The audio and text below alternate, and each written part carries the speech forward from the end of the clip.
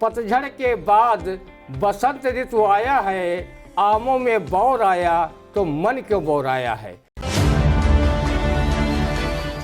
One विभाग के अधिकारी महाराणा प्रताप के चरण चिन्हों पर जा रहे हैं। वो तो सिर्फ घास की रोटियां खाते थे, ये तो पूरा जंगल ही चबाए जा रहे हैं।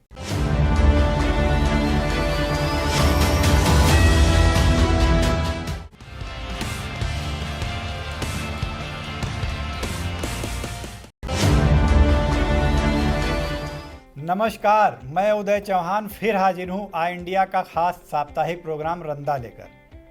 हमारे साथ मौजूद हैं वरिष्ठ पत्रकार व साहित्यकार ज्ञान प्रकाश सिंह प्रतीक।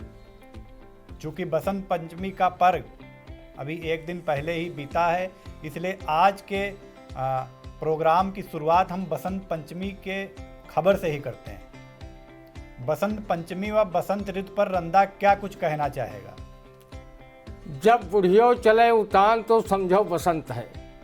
बसंत ऋतु न होता तो श्रृंगार रस के कवियों एवं गीतकारों के शब्दों में श्रृंगार की जगह पर श्रृंगार का वैधव्य होता।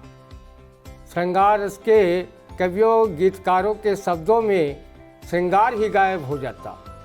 बसंत पंचमी कवियों व साहित्यकारों के लिए बड़ा दिन है। वो ज्ञान की देवी माँ सरस्वती का दिन है।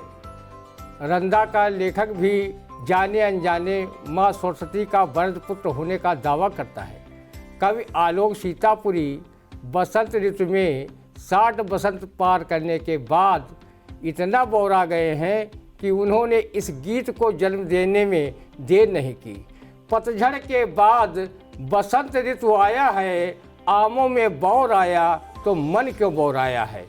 वही कवि सुकाना शुक्ल ने बसंत ऋतु के सौंदर्य बोध में इतना बेसुध हो गए कि वो जान ही नहीं पाए कि बसंती हवाएं किधर से किधर को बह रही हैं। उन्होंने अपने गीत में लिखा भी है, बसंती हवाएं किधर से किधर को कहाँ बह रही हैं नहीं जानता हूँ।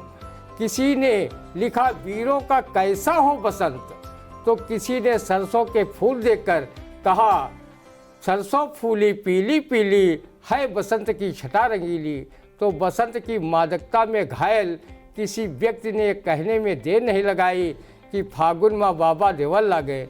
रंदा का लेखक एक 0 बटे सन्नाटा वाला कवि होने के नाते ज्ञान की अधिष्ठात्री माँ सरस्वती के चरणों में 4 पंक्तियाँ लोक मंगल की कामना से प्रस्तुत करता है, ताकि उसके अंधकार वाले ज्ञान में थोड़ा उजाला पहुँचे।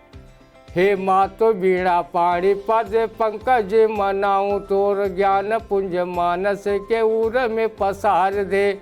प्रज्वलित हो दीप घर घर में सुख शांति का तम हर जीवन में उज्जवल उहार दे। दुख दरिद्र दैन मातो मानस के हरती रहो सुख सब दे और स्वतः शिक्षा के रोसार दे।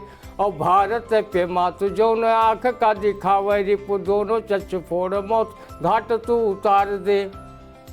जी, तो बसंत ऋतु पे आपने रंदा की टिप्पणी सुनी और इसके बाद हम कार्यक्रम को आगे बढ़ाते हैं। हमारी अगली खबर है, पूर्व केंद्रीय गृह राज्य मंत्री स्वर्गीय रामलाल राही के निवास पर बनाई गई सियासी दीवार टूटी, दोनों भाई हुए एक। इस पे आप लोग रंदा की टिप्पणी सुनिए। इस खबर से उन लोगों के सीने पर सांप अवश्य लौट गया होगा जो दोनों भाइयों को आपस में लड़ाने का काम कर रहे थे और अपने स्वार्थ के लिए दोनों भाइयों के घर के बीच में दीवार खड़ी करवाने में अपनी भूमिका निभा रहे थे। इस फूट का फायदा उठाने का जो मंसूबा प्रतिद्वंदी प्रत्याशी पाले हुए थे, उनको भी 440 वोल्ट का झटका जरूर लगा होगा कि अब लड़ाई कठिन होगी। दोनों भाई सियासत के जानकार हैं, वो होंगे भी क्यों नहीं, क्योंकि उनके पिता रामलाल राही राजनीति के क्षेत्र के पुरोधा रहे हैं और पता नहीं कितने लोगों को नेता बनाने में भूमिका निभाई है। रंदा ने जब से दीवार टूटी है तब से वो स्वर्गीय राही के साथियों व शुभचिंतकों में खुशी की लहर देख रहा है।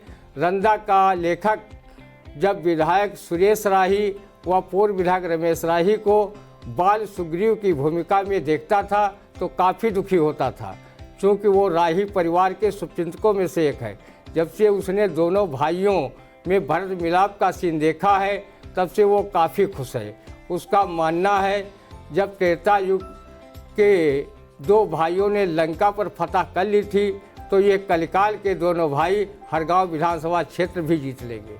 जी बिल्कुल, सियासत की ये बहुत ही सकारात्मक और अच्छी तस्वीर सीतापुर से सामने आई, जिसमें राही परिवार फिर एक हो गया और उनके आंगन की दीवार भी टूट गई। फिलहाल हम आगे बढ़ते हैं।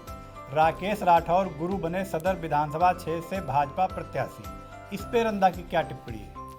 राकेश राठौर की जगह राकेश राठौर गुरु को ढूंढने में भाजपा हाईकमान को इतना सियासी मंथन करना पड़ा, जितना मंथन समुद्र मंथन के समय सुर असुरों को 14 रत्न निकालने में नहीं करना पड़ा था। कुछ लोग प्रत्याशी घोषित होने के बाद कहने लगे हैं कि भाई शिष्य होते तो पहले ही मिल गए होते। गुरु ढूंढने में समय तो लगता ही है, क्योंकि लोग कहते हैं गुरु करो जान के, पानी पियो छान के। गुरु जी का कहो नामांकन 2 दिन पहले, नामांकन से 2 दिन पहले कहो टिकट घोषित हो गया, नहीं तो विधान परिषद जैसी अगर व्यवस्था विधानसभा में होती तो वो सीधे नॉमिनेट होकर आ जाते। चुनाव प्रचार में समय कम है। चुनाव प्रचार के अंतिम दिन तक गुरुजी गूगल से क्षेत्र के गंवी गांव को ढूंढते रह जाएंगे और प्रतिद्वंदी अपने चुनाव प्रचार में बाजी मार ले जाएंगे। जय हो भाजपा की, जय हो गुरुजी की, जय हो उनके टिकट को लेकर बगावत करने वाले साकेत मिश्रा की। जी बिल्कुल, सदर सीट पर इस समय जो सियासी घमासान नज़र आ रहा है वो भाजपा के लिए यकीनन शुभ संकेत नहीं है। फिलहाल राजनीतिक ऊंट किस करोड़ बैठता है ये वक्त के गर्भ में है। हम अपने प्रोग्राम में आगे बढ़ते हैं। आनंद भदौरिया नहीं लड़ेंगे एमएलसी चुनाव, स्वयं की घोषणा की है उन्होंने। सपा के एमएलसी हैं इसमें सीतापुर से, इस पे रंदा की टिप्पणी आप सुनिए। मान गए भदौरिया जी की दूरदृष्टता को। जब बच्चा कोई पढ़ने लिखने में कमज़ोर होता है तो कक्षा में सबसे पीछे वाली लाइन में बैठना शुरू कर देता है, और एक समय वो भी आता है जो क्लास छोड़ देता है। यही हाल भाई भदौरिया जी का है। उनका चुनाव लड़ने में डर प्रतिद्वंदी पार्टी के उम्मीदवार से कम घर के चिराग से ही आग लगने का अंदेशा ज़्यादा था। उनकी इस घोषणा से दुख तो उनको भी पहुंचा होगा जो पार्टी में रहकर उन्हें हार का स्वाद चखाने का मंसूबा पाले थे। भदौरिया जी चुनाव परिणाम में थैंक यू होने से बच गए। आप 11 रुपये का प्रसाद बजरंगबली को चढ़ाकर भैया जी को प्रसाद खिलाकर उन्हें खुश रखने का प्रयास करें, बरकत बनी रहेगी। बिल्कुल, बहुत ही सकारात्मक टिप्पणी ये रंदा की है। और आनंद भदौरिया ने जो ये निर्णय लिया है, यकीनन जो मौजूदा हालात हैं सीतापुर के सियासी और समीकरण हैं उनको देखते हुए ये उनकी दूरदृष्टा ही कही जाएगी। फिलहाल हम आगे बढ़ते हैं। साकेत मिश्रा ने निर्दलीय रूप में अपना नामांकन पत्र दाखिल किया है सदर सीट से। इससे भाजपा खेमे में खलबली मच गई है। इस पर रंदा की टिप्पणी आप लोग सुनिए। साकेत जी 21 साल का अनवरत संघर्ष को भी भाजपाइयों ने नहीं समझा। जिसने पार्टी के लिए संघर्ष नहीं किया वो टिकट लेकर नाम के अनुरूप गुरु हो गया। साकेत जी, आपका संघर्ष अगर जमीनी है तो फिर राजा भैया की तरह निर्दलीय क्यों नहीं लड़े और जीते? बसपा भाजपा से जब आपको टिकट मिला था तो आप कहाँ विधानसभा में घुस गए थे? वैसे आप चुनाव लड़ें और जीतें, रंदा की शुभकामना है। सीतापुर का इतिहास गवाह है कि मछरेटा विधानसभा क्षेत्र से रामकृष्ण भार्गव तथा मिश्रिक से ओम प्रकाश गुप्ता अपना पहला चुनाव निर्दलीय प्रत्याशी के रूप में जीता था। आपके चुनावी मैदान में उतरने से बैटरी कारोबारी राकेश राठौर गुरु की बैटरी का करंट फ्यूज हो गया है। लगता है कि उनका करंट किसी कद्दावर प्रत्याशी में यूज हो गया है। साकेत जी, ज़्यादा परेशान होने की ज़रूरत नहीं। भाजपा से टिकट नहीं मिला, निर्दलीय रूप में सियासी दंड बैठक कसरत लगाइए, धनात्मक ऊर्जा पैदा होगी। आप उसी प्रकार हताश न होइए जिस प्रकार महाराणा प्रताप चित्तौड़ का किला गंवाकर भी निराश नहीं हुए थे और अपना युद्ध और संघर्ष जारी रखा था। उन्होंने कहा था, एक दुर्ग चित्तौड़ हाथ से निकल गया तो क्या है, अभी पास मेरे गर्व करने को बहुत बचा है। आप नामचीन साहित्यकार व शिक्षक के बेटे हैं, अपना रास्ता स्वयं बना लेंगे, ऐसा लोग मानते भी हैं। जी बिल्कुल। हम आगे बढ़ते हैं। अगली खबर हमारी है, मुख्यमंत्री योगी आदित्यनाथ ने कहा कि सपा सरकार का विकास कब्रिस्तान तक। इस पर रंदा की टिप्पणी आप सुनिए। योगी जी, सपा सरकार ने कुछ विकास तो किया, भले ही कब्रिस्तान का विकास किया हो, आप शमशान का विकास नहीं कर पाए। नहीं तो कोरोना काल में तीन दिन तक मरने वाले लोगों को अपनी अंत्येष्टि के लिए इंतजार नहीं करना पड़ता और ना ही उन्हें गंगा नदी व अन्य नदियों में तैराकी प्रतियोगिता में भाग लेना पड़ता।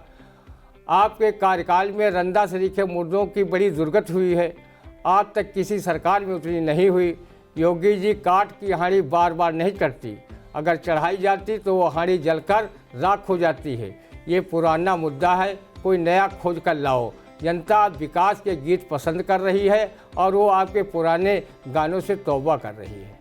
जी, बारिश के साथ ओलावृष्टि, फसलों को नुकसान, इस पर रंदा की क्या टिप्पणी है, आप सुनिए। सरकार भले किसानों की आय दूनी न कर पाई हो, लेकिन सांड और ओलावृष्टि दोनों मिलकर किसानों की आय को दूनी कौन कहे चौगुना कर दिया है। लगता है कि रंदा सरीखे किसान अब मुट्ठी भर चना, कभी वो ही मना की कहावत पर सुख का अनुभव करेंगे। अब मार्च में चुनावी राशन भी फिर फोकट में मिलना बंद हो जाएगा। रंदा परेशान नहीं है, उसने गाड़ियों की ट्यूब की तरह खाने की जगह सिर्फ हवा का प्रयोग करेगा। नेहरू के साथ जेल जाने वाले पंडित गंगाधर को मिला था टिकट, इस पर रंदा की टिप्पणी आप सुनिए। नेहरू जी के साथ जेल जाने वाले पंडित गंगाधर को टिकट मिला था और वो जीते भी थे। वो स्वतंत्रता संग्राम सेनानी और प्रकट प्रेमी थे।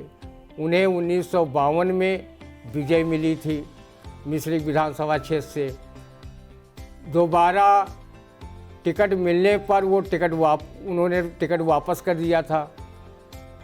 वो विधायक बनने के लिए इसलिए इच्छुक नहीं थे कि लोग उनसे बंदूक का लाइसेंस लिखवाने आते थे। उन्होंने पार्टी हाईकमान से कह दिया था, मुझे विधायकी नहीं चाहिए क्योंकि लोग लाइसेंस लिखवाने की सिफारिश कराने आते हैं।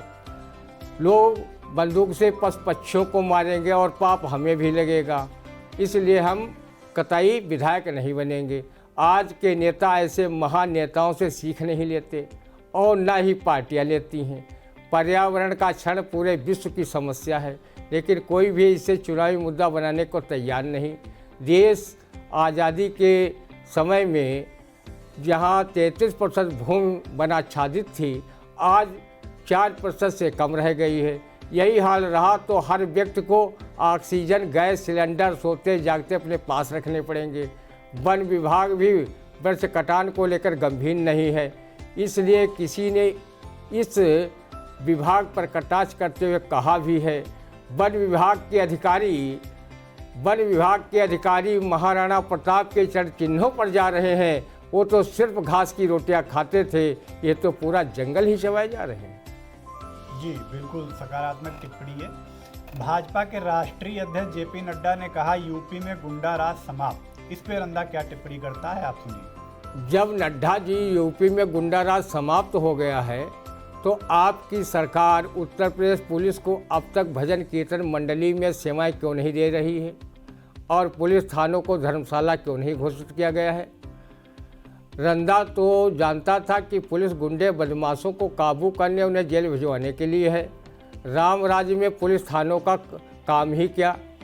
वैसे वो वैसी की कार पर गोली चलाने वाले गुंडे थे या भले मानस। पता चला है कि वो आपकी पार्टी के प्रिय सदस्य थे जो आपके मिशन को कामयाब बनाने आए थे।